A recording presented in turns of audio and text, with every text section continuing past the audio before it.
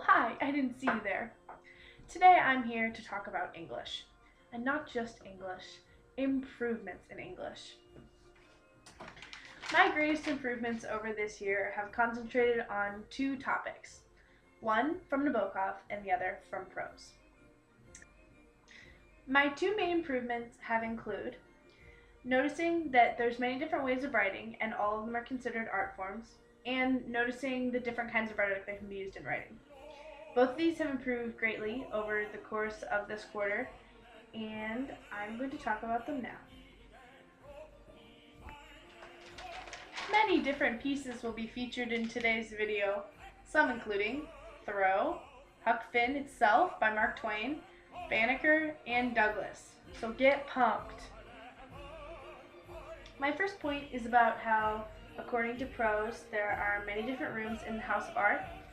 And I really just learned over the course of this quarter that it's better to not judge writing so harshly the first time you read it, that you need to really read into it more and find out the style the writer uses and many other things that can be more important than just the content specifically of what the writer's trying to say.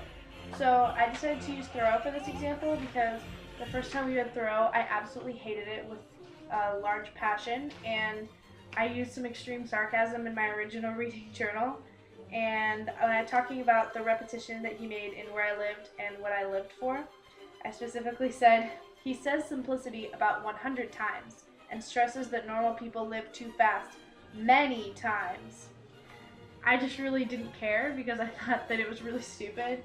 But now looking back, I decided that it was actually important and well-written piece. And after we talked about it in class and after we learned a little more about different styles of writing, I understood that it was actually a good piece of writing and that I needed to have an open mind, and I respect his art of his writing. Now, the prose says that there are many different rooms in the House of Art.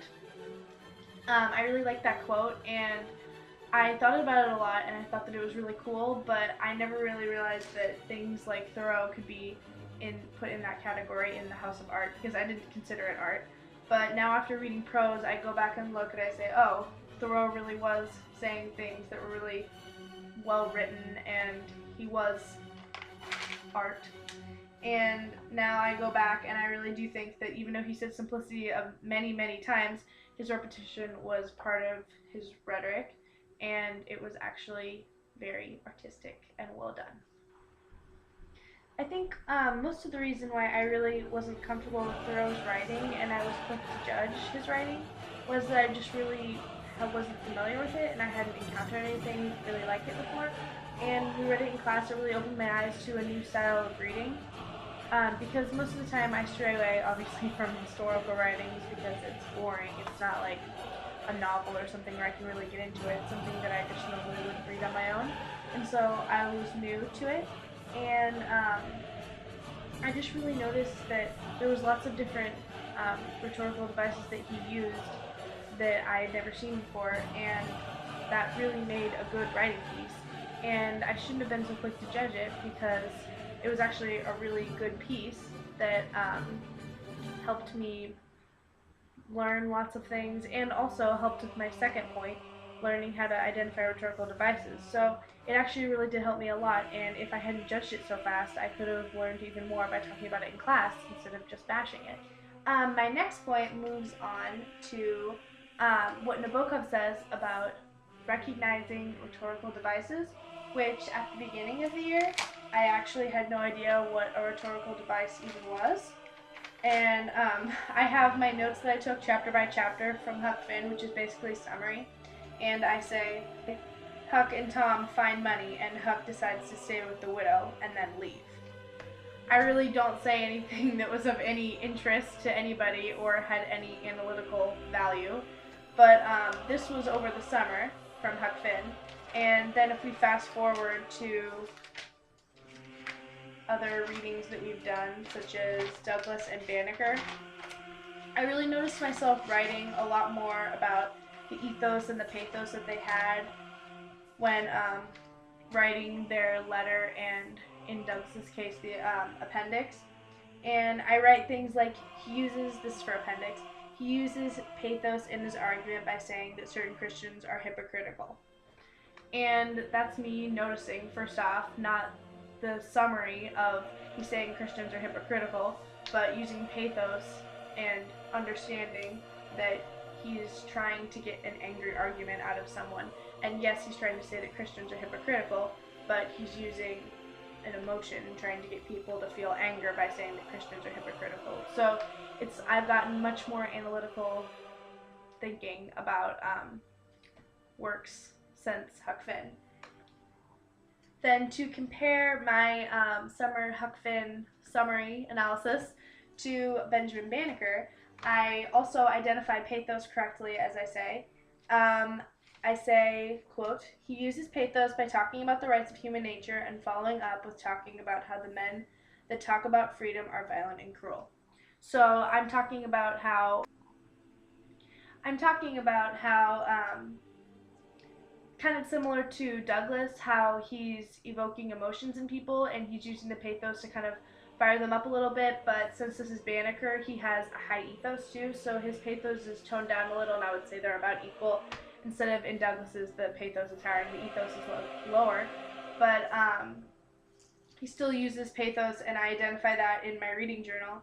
And then I also talk about how he has strong ethos by saying since he was a scholar, his ethos was higher than that of Douglas. And since he uses Thomas Jefferson's own quotes against him, it gives him higher ethos because he's more credible.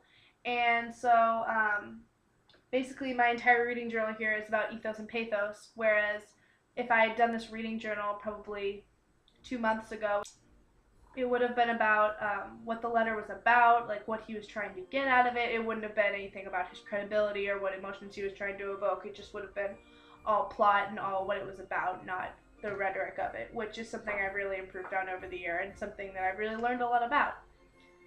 Because I didn't really even know what ethos and pathos and logos were at all, and now I'm using them in day to day, and I'm even going home and saying like, oh, that person has high ethos. I think most of the reason why I really wasn't comfortable with Thoreau's writing and I was quick to judge his writing was that I just really wasn't familiar with it and I hadn't encountered anything really like it before.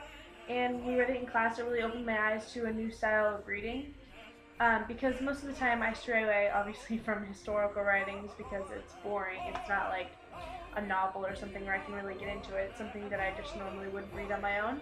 And so I was new to it.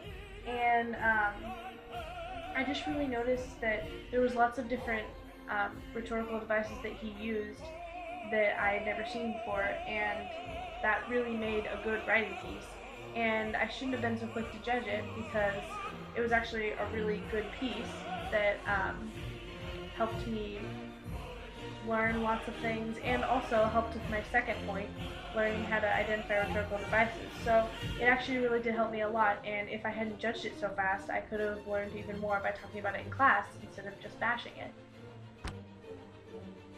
To conclude what I've said in the rest of my video, this quarter has been a really eye-opening quarter, and I've really learned a lot of things, not only that there are many rooms in the House of Art, or in other words, to not judge works by what they are and realize that all pieces of writing and all pieces of art are art itself, and also to learn to recognize rhetorical devices and also learn that rhetorical devices are a really good way of learning what the author really wanted to say, and learning about if what they're saying was important or just kind of helping in reaching the goal of what the author was really trying to say.